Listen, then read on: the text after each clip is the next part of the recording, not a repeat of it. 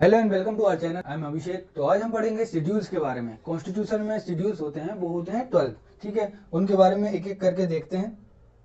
There are 12 schedules in the constitution of India. One of first mentions of schedules was made in the government of India act 1935 where it includes 10 schedules. सबसे पहले schedules के बारे में, अनुसूचियों के बारे में mention किया गया था गवर्नमेंट ऑफ इंडिया एक्ट 1935 में। ठीक है, और उसमें कितने जो शेड्यूल्स थे वो कितने थे? 10 शेड्यूल्स थे। ठीक है, later when the Indian constitution was adopted in 1949 it consisted of 8 schedules. ठीक है, टोटल 8 शेड्यूल्स बनाए गए थे at the commencement of the constitution. ठीक है, लेकिन today with the amendments in the Indian constitution there are total 12 schedules in the constitution. अब total 12 schedules कर दिए हैं। आगे देखें तो अब हम एक एक करके शेड्यूल्स को डिटेल में पढ़ते हैं, उसके बाद देखेंगे एक एक शेड्यूल्स को कैसे ट्रिक से याद कर सकते हैं। ठीक है, सबसे पहले देखते हैं पहला शेड्यूल। तो पहले शेड्यूल में है it contains the name of states and union territories. इसमें पहले शेड्यूल में दिया गया है कॉन्स्टिट्यूशन के स्टेट के बारे में और यूनियन टेरिटरीज के बारे में। Their territorial jurisdiction is also included. ठीक है, टेरिटोरियल जुरिस्डिक्शन भी इसमें दिया गया है। सेकेंड शेड्यूल में क्या है? सेकेंड शेड्यूल में है provision in relation to the allowance, privileges और एम्यूलमेंट्स। किसके लिए? President of India, governor of Indian state, speaker of Lok Sabha, deputy speaker of Lok Sabha, chairman Rajya Sabha, deputy chairman, speaker, deputy speaker of legislative assemblies, chairman and deputy chairman of legislative council of states, supreme court जज, high court जज और CAG. ठीक है, इन सब के लिए allowance, privileges और एमोल्यूमेंट्स को देने का जो भी प्रावधान है और जो भी इसके बारे में लिखा गया है कौन से शेड्यूल में है? Second schedule of our constitution. Third schedule में देखें तो अब थर्ड शेड्यूल में देखते हैं। थर्ड शेड्यूल में क्या है? It contains the form of oath and affirmation. Oath और अफर्मेशन के बारे में दिया गया है कौन से में? थर्ड शेड्यूल में। किसके किसकी? Union minister of India, parliament election candidates, member of parliament, MP, supreme court जजेस, कैग। ठीक है, state minister, state legislative elections candidate, state legislature members और हाई कोर्ट के जजेस के लिए ओथ और अफर्मेशन के बारे में थर्ड शेड्यूल में दिया गया है। फोर्थ शेड्यूल में क्या है? It contains the provision relation to the allocation of seats for state and union territories in the Rajya Sabha. Rajya Sabha में जो भी सीट्स होती हैं स्टेट के लिए और यूनियन टेरिटरीज के लिए वो दिया गया है। राज्यसभा जो भी राज्यसभा में होती है वो दिया गया है फोर्थ शेड्यूल में। अब फिफ्थ शेड्यूल जो सबको लगभग पता होता है। फिफ्थ शेड्यूल में क्या है? It contains provision in relation to the administration and control of schedule area and schedule tribes. Schedule area और शेड्यूल ट्राइब्स के एडमिनिस्ट्रेशन के जो भी कंट्रोल करने का जो भी एडमिनिस्ट्रेशन होता है वो दिया गया है कौन से? फिफ्थ शेड्यूल में। अब आगे चलते हैं, सिक्स्थ शेड्यूल में देखते हैं। तो सिक्स्थ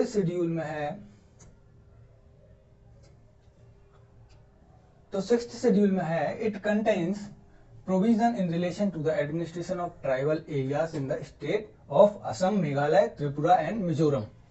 ठीक है, ये 4 स्टेट इसमें छूट गई थी शेड्यूल एरिया और शेड्यूल ट्राइब्स में। ठीक है, तो इसको यहाँ सिक्स्थ शेड्यूल में ऐड कर दिया है। Assam, Meghalaya, Tripura and Mizoram other schedule areas. अब सेवेंथ शेड्यूल में देखते हैं। सेवेंथ शेड्यूल में क्या होता है? लिस्ट होती हैं, जो सूचियां होती हैं वो होती हैं। This schedule deals with the 3 legislative list. कौन कौन सी? यूनियन लिस्ट, स्टेट लिस्ट और कॉन्करेंट लिस्ट। अब ये 3 लिस्ट होती क्या है? ठीक है, इसमें ये रहता है, पहली लिस्ट है यूनियन लिस्ट।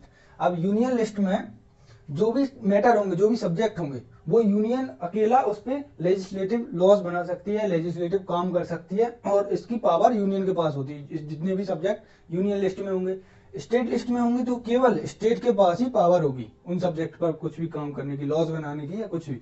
ठीक है, अब कॉन्करेंट क्या होता है? कॉन्करेंट में ये होता है कि यूनियन प्लस स्टेट दोनों इस पर लॉज बना सकते हैं। ठीक है, कानून बना सकते हैं। यूनियन लिस्ट में सब्जेक्ट कितने होते हैं? यूनियन लिस्ट में सब्जेक्ट होते हैं टोटल 100 सब्जेक्ट होते हैं। ठीक है, स्टेट लिस्ट में टोटल 61 सब्जेक्ट है। पहले 66 होते थे, अब 61 है। और कॉन्करेंट जो लिस्ट है, कॉन्करेंट लिस्ट में है 52 सब्जेक्ट है। ठीक है, ये आगे मतलब ऐसे डिटेल में पढ़ेंगे तो इनके बारे में जो सब्जेक्ट रहेंगे वो उसमें देखने को मिलेंगे। 8th शेड्यूल पे आते हैं। 8th शेड्यूल क्या है? सबको पता है, लैंग्वेजेस, ऑफिशियल लैंग्वेजेस।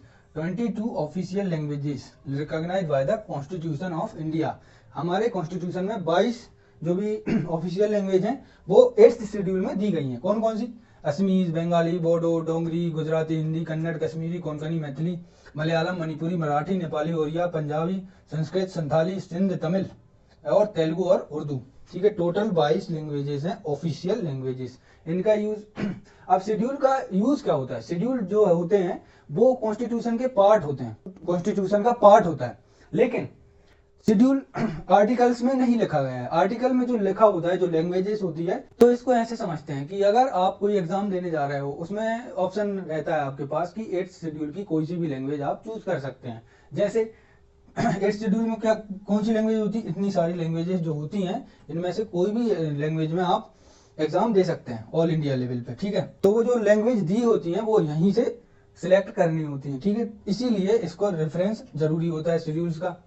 अब देखते हैं हम 9th शेड्यूल के बारे में। 9th शेड्यूल में क्या है?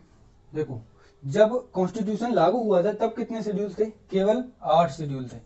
उसके बाद 9, 10, 11 और 12 ये 4 शेड्यूल ऐड किए गए हैं। तो ये 9th जो है, ये पहली बार जो इसको ऐड किया गया था, कौन है? फर्स्ट अमेंडमेंट एक्ट 1951 में इसको ऐड किया गया था। इसमें है क्या? It deals with the state act and regulation of that deal with land reforms and abolition of zamindari system. इसमें सबसे पहले 9th शेड्यूल को लाया गया और जमींदारी सिस्टम को तो हटा ही दिया गया। और जो भी it also deal with the acts and regulation of the parliament dealing with other matters. ठीक है, deals with the land reforms, जो भी लैंड से रिलेटेड कानून है उसको देखने का काम 9th शेड्यूल में होता है। First amendment act 1951 added 9th schedule to protect the law included in the act from judicial scrutiny on the grounds of violation of fundamental right. जो भी लैंड के जो भी फंडामेंटल राइट है उनको यदि उनका वायलेशन होता है तो 9th शेड्यूल में उसमें दिए गए हैं प्रावधान। However in 2007 the supreme court ruled that the law included in this schedule after 24 April 1972 are now open to judicial review. तो पहले क्या हुआ था? गवर्नमेंट ने क्या किया था, इसमें 9th शेड्यूल में इन्होंने जो फर्स्ट अमेंडमेंट एक्ट किया था उसमें ये प्रावधान डाल दिया था कि सुप्रीम कोर्ट जो भी लैंड से रिलेटेड कानून होंगे उसमें जुडिशियल रिव्यू नहीं कर सकते। ठीक है, लेकिन सुप्रीम कोर्ट की रूलिंग आई 2007 में। उन्होंने बोला कि जो भी कानून 24 अप्रैल 1973 के बाद लाए गए हैं वो जुडिशियल रिव्यू के लायक हैं, उनका जुडिशियल रिव्यू हो सकता है। ठीक है, अब देखते हैं 10th शेड्यूल। 10th शेड्यूल में क्या है? ये सिंपली एंटी डिफेक्शन लॉ है।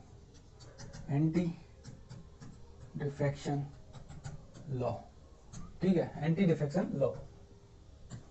इसमें क्या है? It contains provision related to disqualification of member of parliament and state legislature on the grounds of defection. अब डिफेक्शन क्या होता है? डिफेक्शन ये होता है जब कोई भी पार्टी मेंबर होता है वो अपनी पार्टी छोड़कर दूसरी पार्टी में जाता है खुद के फायदे के लिए, तो वो होता है डिफेक्शन, जब पार्टी उस पर एंटी डिफेक्शन लॉ लगा देती है। ठीक है, this schedule was added by the 52nd amendment act 1985 also known as anti defection law. ठीक है, 11th शेड्यूल देखते हैं। 11th शेड्यूल और 12th शेड्यूल। 11th शेड्यूल में क्या है? पंचायत। पंचायत के बारे में 11th शेड्यूल में है। और 12th में म्युनिसिपैलिटीज। ठीक है, इनके बारे में 11th और 12th शेड्यूल में दिया है। It contains the provision that specifies the power, authority and responsibilities of panchayat. It has 29 matter. ठीक है, पंचायत की जो मैटर है वो 29 मैटर्स इसमें दिए गए हैं 11th शेड्यूल में। ठीक है, this schedule was added by the 73rd amendment act 1992। Panchayat 11th schedule. 12th schedule municipalities. Municipalities में क्या है? It deals with the provision that specify the power, authority and responsibilities of municipalities. It has 18 matters. इसमें 18 matter हैं municipalities के लिए। This schedule was added by the 74th amendment act 1992। 1992 में 73rd amendment act से किसको लाया गया था? पंचायत को। 74th से म्युनिसिपैलिटीज को। ठीक है, अब हमने सारे 12th शेड्यूल हमने डिटेल में पढ़ लिए हैं, लेकिन अब इसके बाद हम पढ़ते हैं इनको एक ट्रिक से, ताकि हम इनको याद रख सकें। ठीक है, अब इसमें ये ट्रिक है। अब इसमें ये ट्रिक है। ट्रिक क्या है? Tears of old PM. पुराना पीएम रो रहा है। Tears of old PM. T से देखें, टी आएगा पहला जो शेड्यूल होगा वो territories, state and union territories, पहला शेड्यूल। दूसरा इमोल्यूमेंट्स, प्रिविलेजेस, इमोल्यूमेंट्स, जो भी सैलरी वगैरह रहेगी वो किस में दिया है, सेकेंड शेड्यूल में।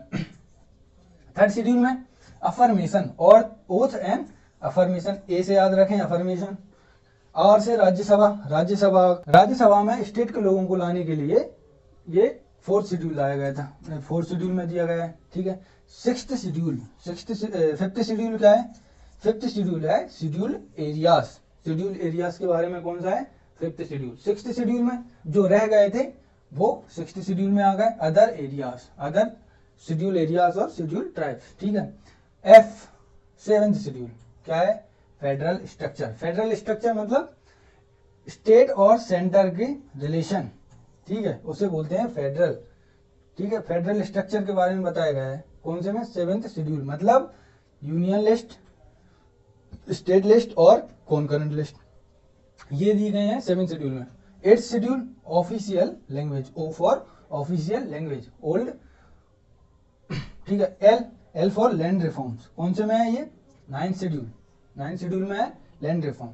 Tenth schedule defection, anti defection law, ठीक है, कौन सा, टेंथ शेड्यूल। 11th 12th याद ही है, 11th पंचायत, 12th और म्यूनिसिपैलिटीज, ठीक है, पीएम। तो ये हो गए हमारे शेड्यूल्स, अगले वीडियो में हम पढ़ेंगे पार्ट्स के बारे में। आज की वीडियो में बस इतना ही, थैंक यू, जय हिंद।